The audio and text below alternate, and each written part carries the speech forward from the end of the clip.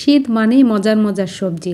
শীতের সময় যে সবজিগুলো পাওয়া যায় গরমকালে কিন্তু সেই সবজিগুলো পাওয়া যায় না। তাই আমরা এখন থেকে সবজি খেয়ে বুস্ট হয়ে নিই, পুষ্টির কোনো অভাব না থাকে। আর গরমের সময় সবজির যে দাম হবে তাতে তো ধারে কাছেই যাওয়া যাবে না, পুষ্টিগুণের কথা তো দূরে থাক। আসসালামু আলাইকুম এভরিওয়ান, মণিমার রান্নাঘরে আপনাদের সবাইকে অভিনন্দন। আজকে রান্না করব বিভিন্ন রকমের সবজি একসাথে দিয়ে রান্না করব শীতের সবজি। কড়াই বসিয়ে দিলাম। এবার সবজিগুলো আমি সব পিস পিস করে কেটে নিয়েছি। এখানে গাজর নিয়েছি, ফুলকপি নিয়েছি, পাতাকপি, সিম, মূলা সব একসাথে দিয়ে আমি আলু ছাড়াই রান্না করব, আলু দিইনি। আপনারা চাইলে আলু দিয়ে নিতে পারেন, যার যেমন পছন্দ তেমন করে কেটে নিতে পারেন। আমি এভাবে নিয়েই রান্না করব। পরিমাণ মতো তেল দিয়ে দিব। পেঁয়াজ দিলাম বড় সাইজের একটা, কাঁচামরিচ দিলাম 6-7টা। এটা বাদামি রং হওয়া পর্যন্ত আমি ভাজতে থাকব। বাদামি রং হয়ে গেছে, এবার মশলা ব্যবহার করব। আদা রসুন বাটা 2 চা চামচ, ধনিয়ার গুঁড়া, পাঁচফোড়নের গুঁড়া সামান্য পরিমাণ, হলুদের গুঁড়া পরিমাণ মতো, লবণ স্বাদ মতো দিয়ে মশলাটা খুব ভালো করে ভুনা করে নিব যেন কাঁচা গন্ধ চলে যায়। আর মশলা ভুনা করার মধ্যেই কিন্তু তরকারির স্বাদটা বেশি হয়। আর সবজিতে সবসময় তেলের পরিমাণটা একটু বেশি দিবেন, তাহলে স্বাদ ভালো হবে। পানি শুকিয়ে গেছে, আবার একটু পানি দিয়ে দিলাম। দিয়ে মশলার উপরে তেল চলে আসা পর্যন্ত আমি কষাতে থাকব। মশলার উপরে তেল চলে আসছে, আমি আবার সবজিগুলো দিয়ে দিলাম। মশলার সাথে সবজিগুলো খুব ভালো করে নেড়েচেড়ে মিশিয়ে নিব।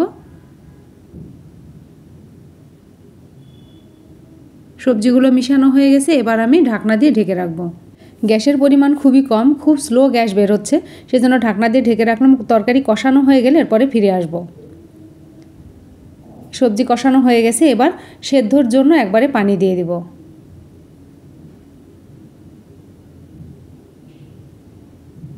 এখানে খুব বেশি পানি দিব না, যেহেতু গ্যাসের পরিমাণটা খুব কম, ভাপেই সেদ্ধ হয়ে যাবে। নেড়েচেড়ে দেখে নিব কতটুকু পানি লাগবে। সেদ্ধ হয়েছে, আরও একটু পানি লাগবে। এবার ঢাকনা দিয়ে ঢেকে রাখবো। এভাবে রান্না করবেন। আর আপনারা কে কে রান্না করেন এভাবে আমাকে কমেন্টে অবশ্যই জানাবেন।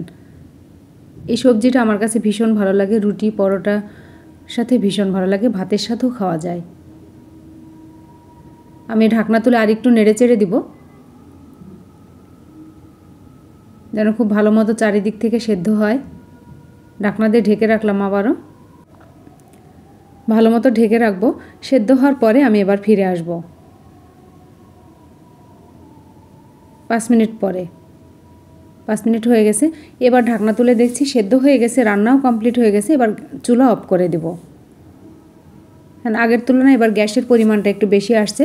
চুলা অফ করে দিয়ে আমি ধনিয়া পাতা দিব। সব সময় চুলা অফ করে ধনিয়া পাতা দিবেন, তাহলে ধনিয়া পাতার স্বাদ ও গন্ধ দুটাই খুব ভালো থাকবে। আর এরকমই ঝোল রাখবো। ঠান্ডা হওয়ার পরে কিন্তু এটুকু থাকবে না, একদম শুকিয়ে যাবে। আর বেশি শুকনা হলে এই তরকারিটা খেতে ভালো লাগে না।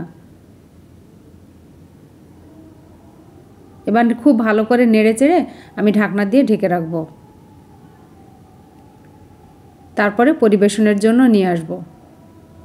আমার এই রেসিপি যদি আপনাদের ভালো লেগে থাকে তাহলে ইউটিউব থেকে দেখলে সাবস্ক্রাইব করবেন, বেল আইকন টিপে রাখবেন, ফেসবুক থেকে দেখলে ফলো দিয়ে রাখবেন। তাহলে নতুন রেসিপি আপলোড করার সঙ্গে সঙ্গে আপনারা নোটিফিকেশান পেয়ে যাবেন।